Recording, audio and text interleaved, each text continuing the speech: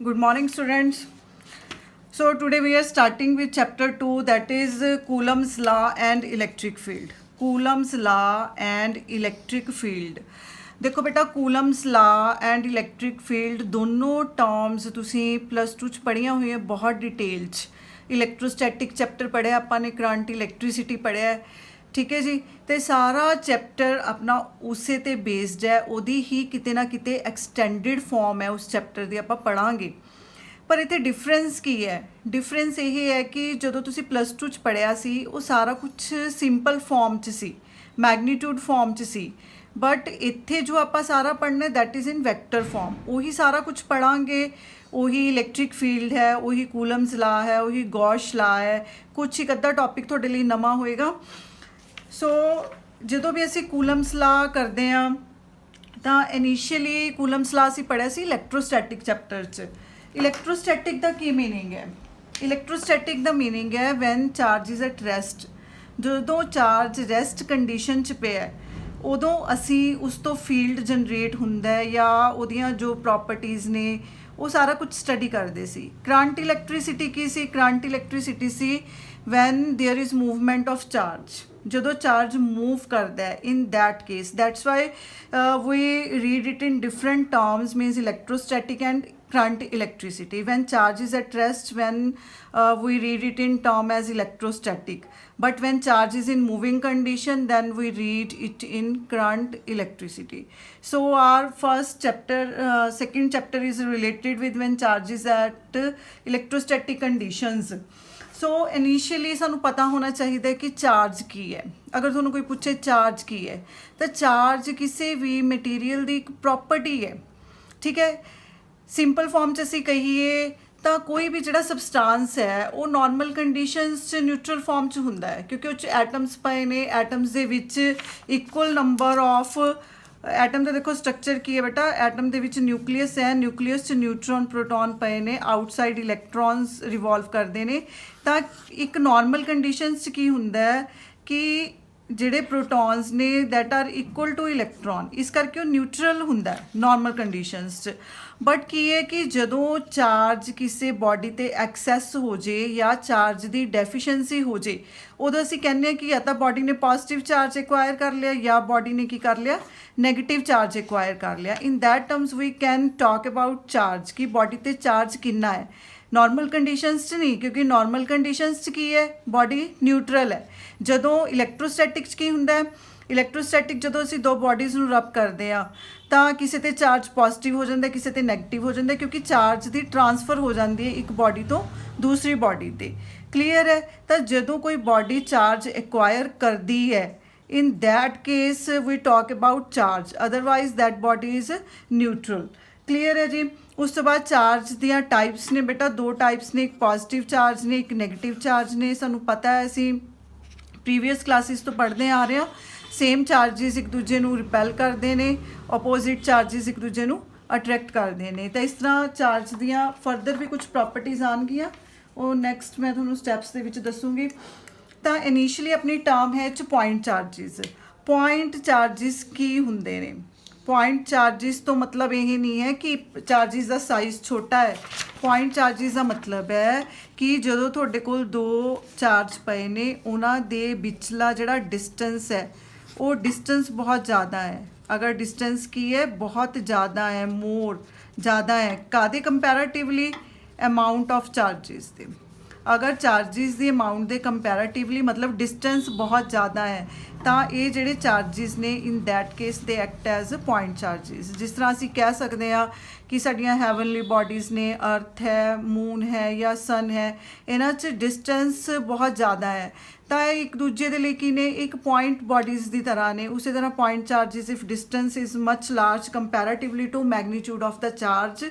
then we named it as point charges so next है Coulomb's ला Coulomb's ला नू Coulomb's ला क्यों बोलते हैं क्योंकि कूलम्स बेटा एक साइंटिस्ट का नेम है इन्हों ने इस लॉ की डिस्कवरी की सी that's why it is called Coulomb's law so if we have two charges Q1 and Q2 देखो दोनों सेम भी हो सकते हैं दोनों पॉजिटिव नेचर के भी हो सकते हैं दोनों का मैगनीट्यूड सेम हो सकता है दोनों का मैगनीट्यूड भी अलग अलग हो सकता है so we if we take it as Q1 and Q2 R1 position vector है Q1 का, R2 पोजीशन वैक्टर है Q2 का।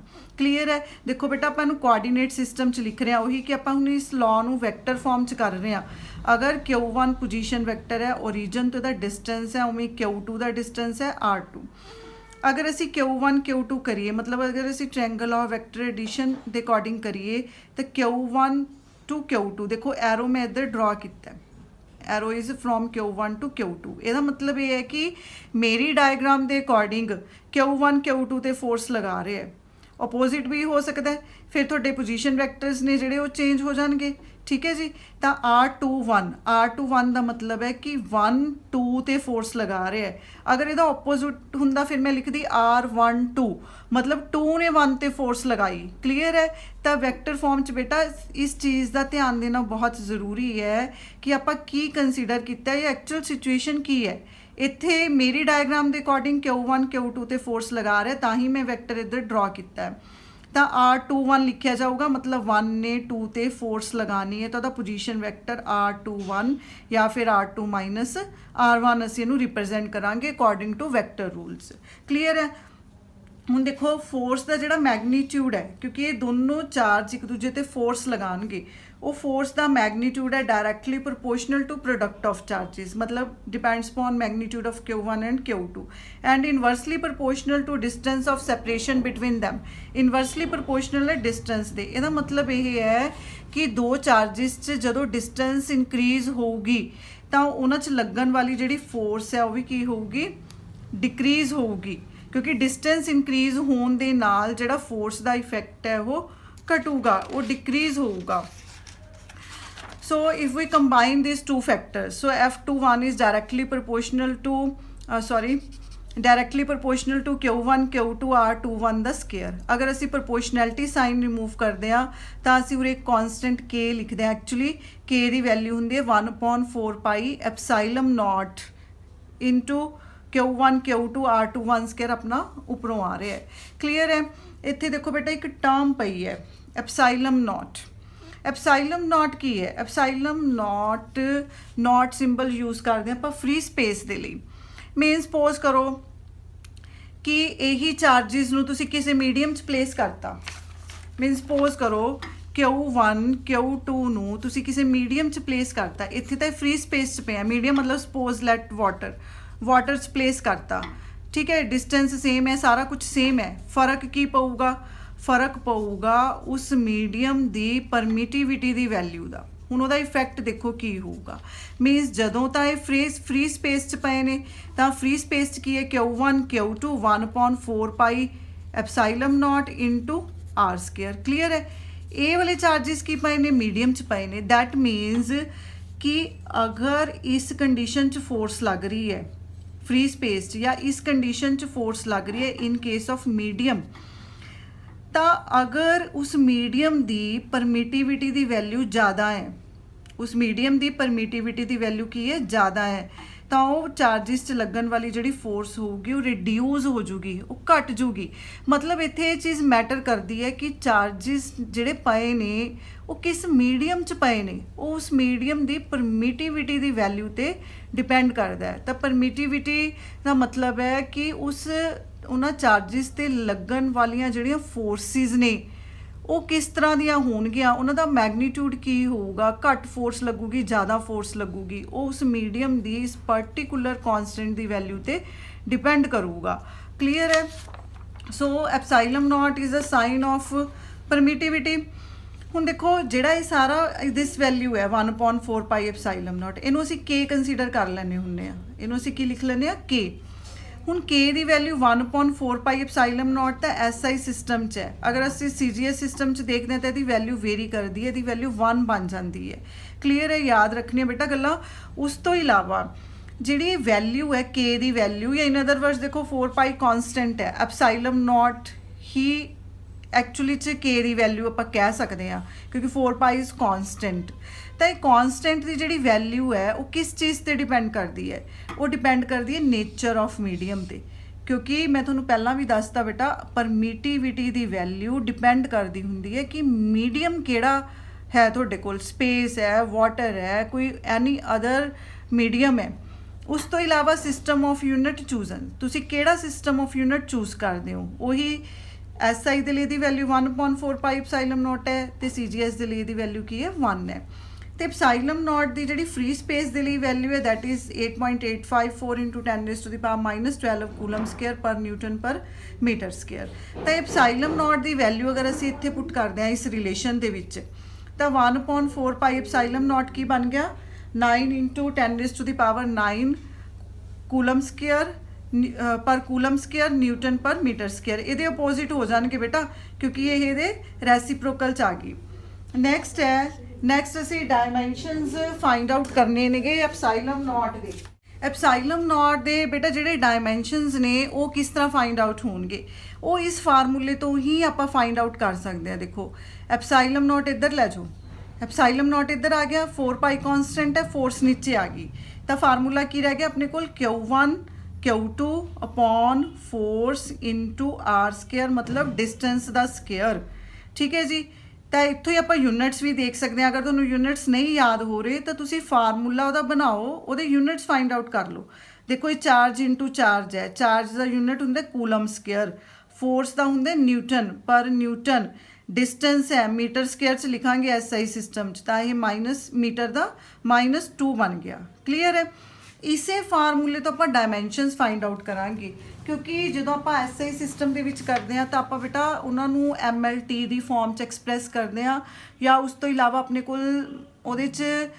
7 होर यूनिट्स होंगे ने जिन्होंने असीं उन्होंने लिख सकते होंगे आ। तो जिहड़ा कूलम है कूलम कित्थों निकलूगा एक्चुअली करंट की है चार्ज अपॉन टाइम, उतों चार्ज की हो जाऊगा करंट इंटू टाइम। चार्ज की बन गया करंट इंटू टाइम क्योंकि आपां जो असीं डायमेंशनस बनाने होंगे तो असीं करंट नूं एक्सप्रैस कर सकते होंगे आ।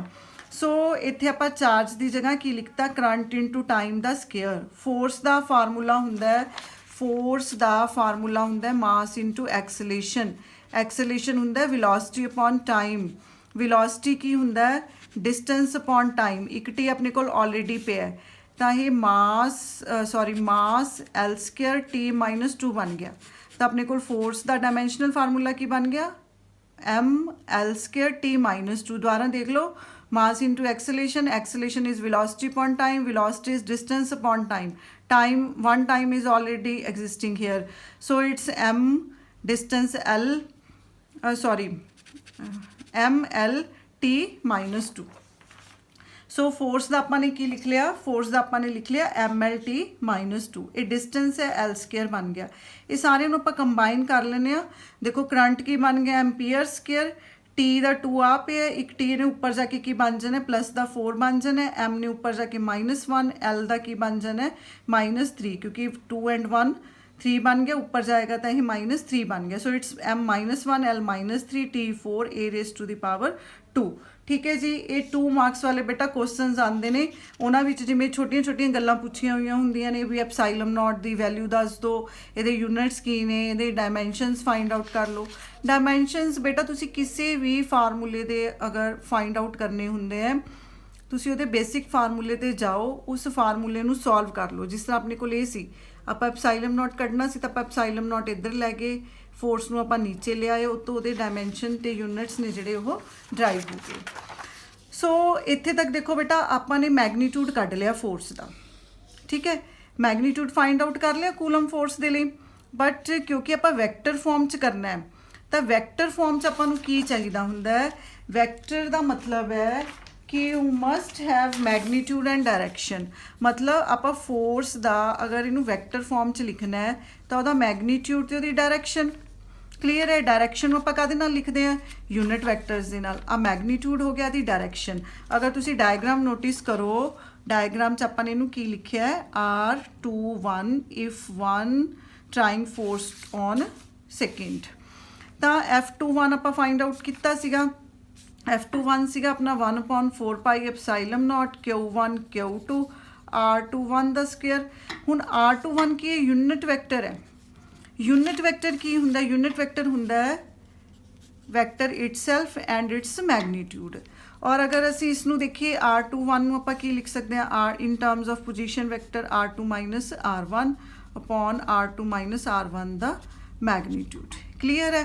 ਇਹਦਾ मतलब ਇੱਥੇ ਆਪਾਂ ਕੀ ਲਿਖ ਸਕਦੇ ਆ R2 ਮਾਈਨਸ R1 नीचे की आ जाएगा ਇਹਦਾ मैग्नीट्यूड की फॉर्म च R2 माइनस R1 क्लीयर है। देखो बेटा स्केयर आ पे एक वैल्यू आ पे ये भी सेम ही है।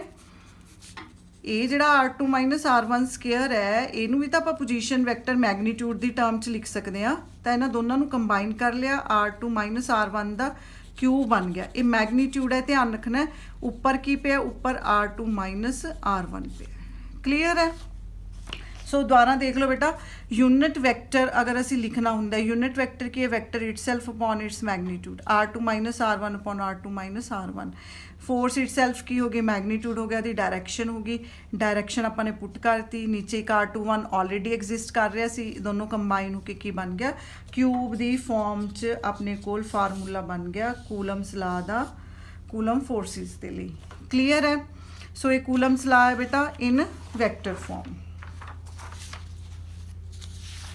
सो नैक्सट है डेफिनेशन ऑफ कूलम। कूलम की डेफिनेशन आप कितों डिफाइन करते हैं। देखो फोर्स अपने फाइंड आउट की, फोर्स की सी 1/4 pi epsilon naught Q1 Q2 R21 का स्केयर सी। 1/4 पाई एप्साइलम नॉट की वैल्यू कितनी सी 9 × 10⁻⁹ सी। अगर Q1 Q2 आप 1 कूलम ले लें, distance of separation between the charges is 1 metre.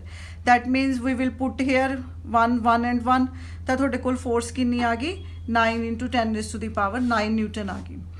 That मीनस अगर असी इत्थों कूलम नू डिफाइन करना तो असी की बोलांगे, असी बोलांगे कि this 1 coulomb is that charge which when placed in vacuum in 1 metre apart from an equal and similar charges. आ ध्यान रखना बेटा equal and similar charges repels. ठीक है, मैं रिपेल की कंडीशन ता लगाई है क्योंकि मैं चार्जिस की कंसीडर किए ने equal and similar charges. So it repels with force of 9 × 10⁹ Newton. मतलब ये कहता है कि 1 कूलम चार्ज वो चार्ज है जदों तुसी 2 1 कूलम के चार्ज रखते हो 1 मीटर डिस्टेंस ते एक दूजे तो, अगर वो सेम ने सिमिलर ने तो वो एक दूजे को अगर रिपेल करते हैं 9 × 10⁹ न्यूटन फोर्स के नाल। In that case we can say that these charges are of magnitude 1 coulomb. Clear है। उस तो बाद है next Coulomb's law obvious Newton's third law.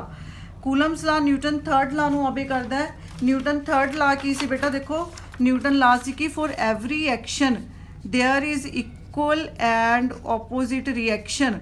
मीनस थोड़े कोल 2 चार्जिस पे ने, पहला दूजे ते जिन्नी फोर्स लगा रहे है दूजा भी कहता पहले तो उन्नी फोर्स लगाऊगा बट इन ओपोजिट डायरैक्शन, पर वो डायरैक्शन की होगी ओपोजिट होगी। For every action there is equal and opposite reaction. तो आप दसना है कि coulomb's law of Newton's third law अगर फर्स्ट सैकेंड ते फोर्स लगा रहे हैं तो सैकेंड भी फर्स्ट ते उन्नी ही फोर्स लगाऊगा but with negative sense. Clear है।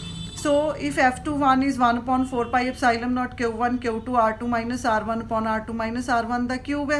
Similarly we can write F12 is equal to 1/4 pi epsilon naught Q2 Q1 interchange हो जाएंगे बेटा 1 2 सबसक्रिप्शंस ने जिहड़ियां ये इंटरचेंज हो जाएगियां। 2 की जगह 1 लिख लिया, 1 की जगह अपने 2 लिख लिया क्योंकि इत्थे आपां F12 लिता है भी सैकेंड ने फर्स्ट ते फोर्स लगाई। तो अगर असी ध्यान नाल देखिए F12 चों अगर असी उपर इस ब्रैकेट चों माइनस साइन बाहर ले लीए, माइनस बाहर ले लिया तो आप इनू R2 माइनस R1 लिख सकते हैं।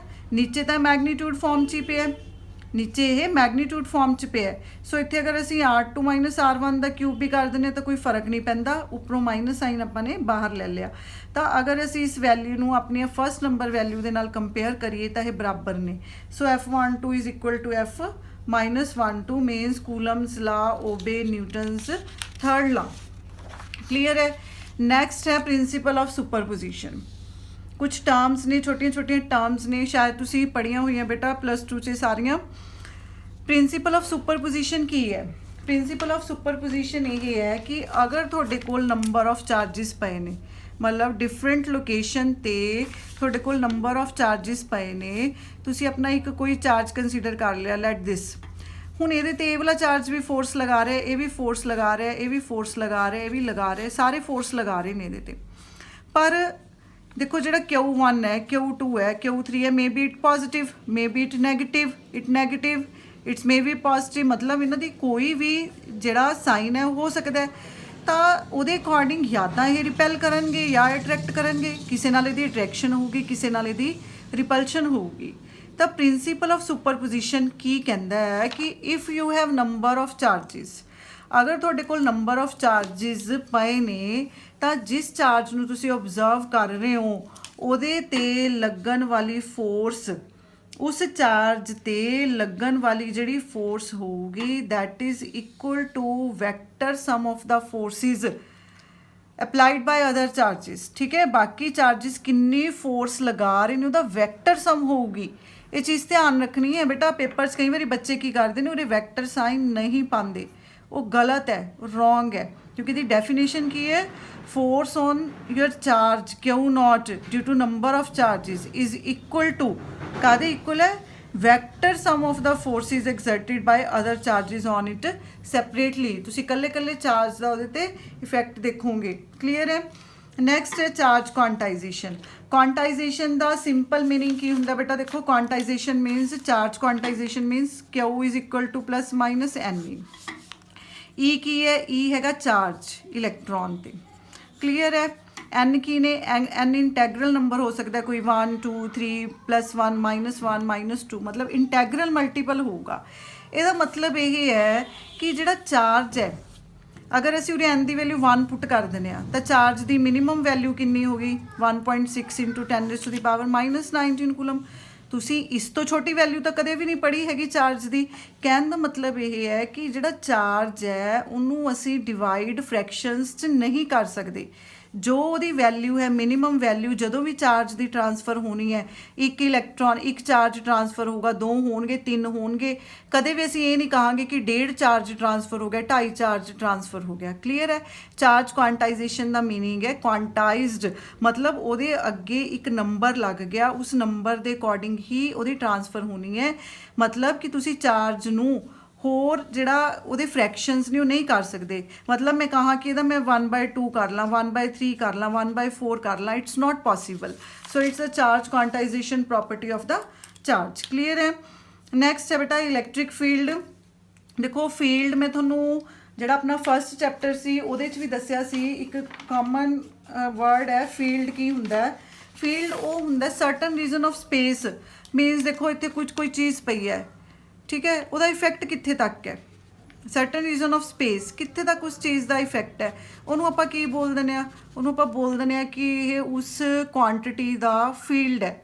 ਉਹ ਤੁਹਾਡੀ ਸਕੇਲਰ ਕੁਆਂਟਿਟੀ ਹੋ ਸਕਦੀ ਹੈ, ਵੈਕਟਰ ਕੁਆਂਟਿਟੀ ਹੋ ਸਕਦੀ ਹੈ। ਹੁਣ ਆਪਾਂ ਪਰਟੀਕੂਲਰ ਇਲੈਕਟ੍ਰਿਕ ਫੀਲਡ ਦੀ ਗੱਲ ਕਰ ਰਹੇ ਹਾਂ ਤਾਂ ਇਲੈਕਟ੍ਰਿਕ ਫੀਲਡ ਕੀ ਹੈ, certain region of space around a charge particle. ਇੱਕ ਚਾਰਜ ਪਾਰਟੀਕਲ ਪਿਆ ਤੁਹਾਡੇ ਕੋਲ, ਉਹਦੇ ਅਰਾਊਂਡ ਜਿਹੜਾ ਸਪੇਸ ਹੈ ਜਿੱਥੇ ਤੱਕ ਉਹਦਾ ਇਫੈਕਟ ਅਸੀਂ ਫੀਲ ਕਰ ਸਕਦੇ ਹਾਂ, that is called electric field.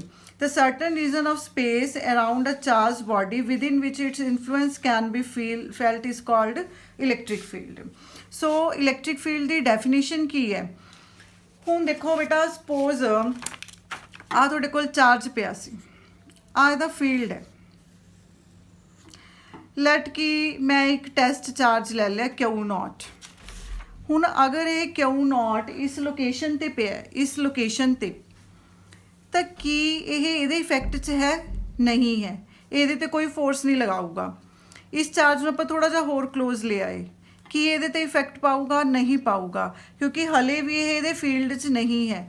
ਔਰ ਸਪੋਜ਼ ਕਰੋ ਕਿ ਮੈਂ ਇਸ ਪੁਆਇੰਟ ਤੇ ਲੈ ਆਈ ਇਹਨੂੰ, ਇਸ ਪੁਆਇੰਟ ਤੇ ਜਿੱਥੇ ਇਹਦਾ ਫੀਲਡ ਹੈ। ਹੁਣ ਇਸ ਪੁਆਇੰਟ ਤੇ ਆ ਕੇ ਕੀ ਹੋਊਗਾ ਕਿ ਇਹਦੇ ਫੀਲਡ ਇਹਦੇ ਇਨਫਲੂਐਂਸ 'ਚ ਆ ਗਿਆ ਇਹ। ਹੁਣ ਇਹ ਦੋਨੋਂ ਚਾਰਜ ਇੱਕ ਦੂਜੇ ਤੇ ਫੋਰਸ ਅਪਲਾਈ ਕਰਨਗੇ, ਇਹ ਦੋਨੋਂ ਚਾਰਜ ਇੱਕ ਦੂਸਰੇ ਤੇ ਫੋਰਸ ਅਪਲਾਈ ਕਰਨਗੇ, ਤਾਂ ਜਿਹੜੀ ਫੋਰਸ ਇਹ ਲੱਗੂਗੀ ਉਹਨੂੰ ਹੀ ਅਸੀਂ ਕੀ ਬੋਲਾਂਗੇ? ਇਲੈਕਟ੍ਰਿਕ ਫੀਲਡ ਬੋਲਾਂਗੇ।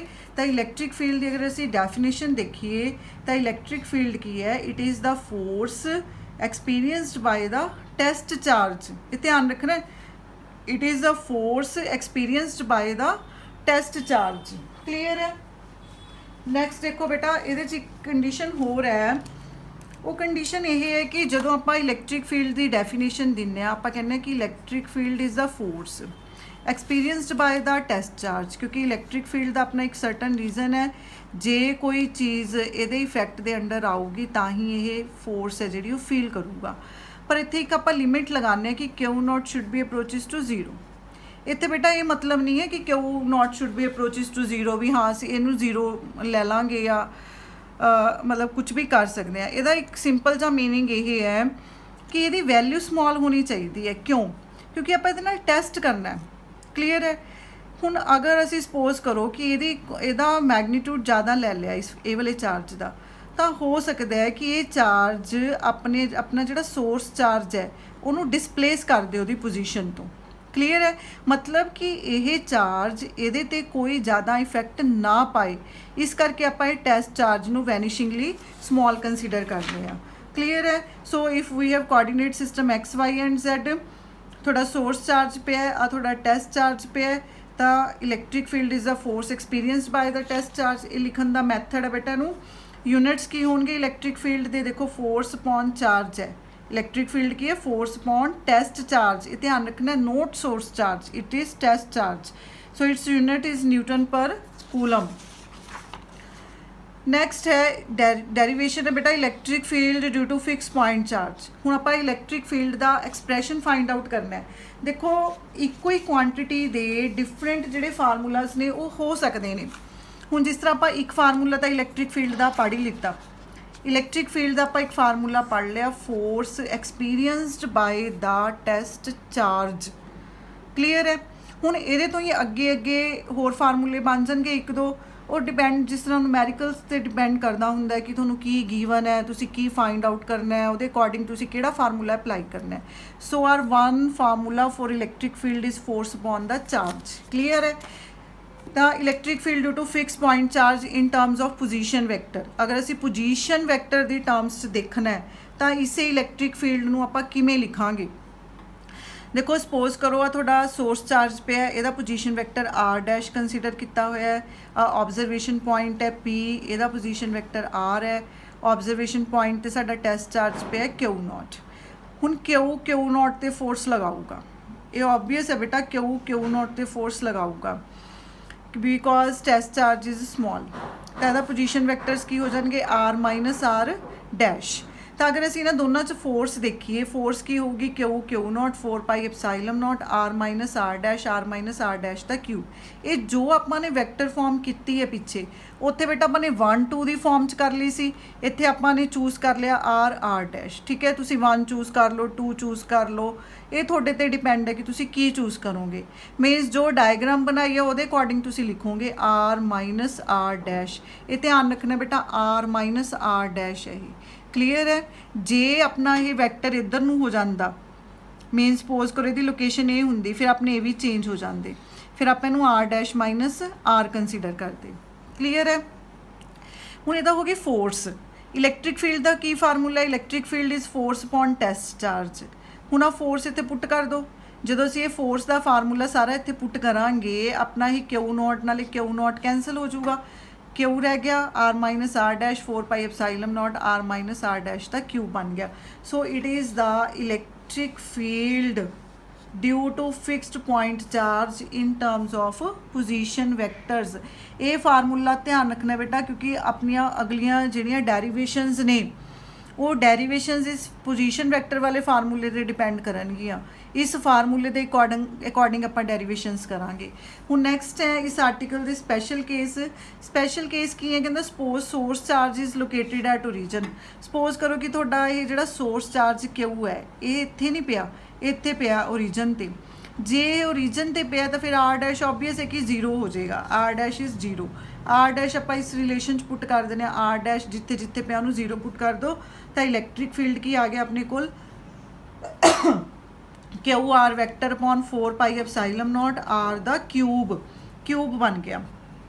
आर वैक्टर है जिहड़ा, आर वैक्टर नूं आपां की लिख सकते हैं? It's magnitude and it's direction. Clear है? एक आर दे नाल उरे एक आर कैंसल हो जाऊगा, नीचे की रह गया आर स्केयर रह गया।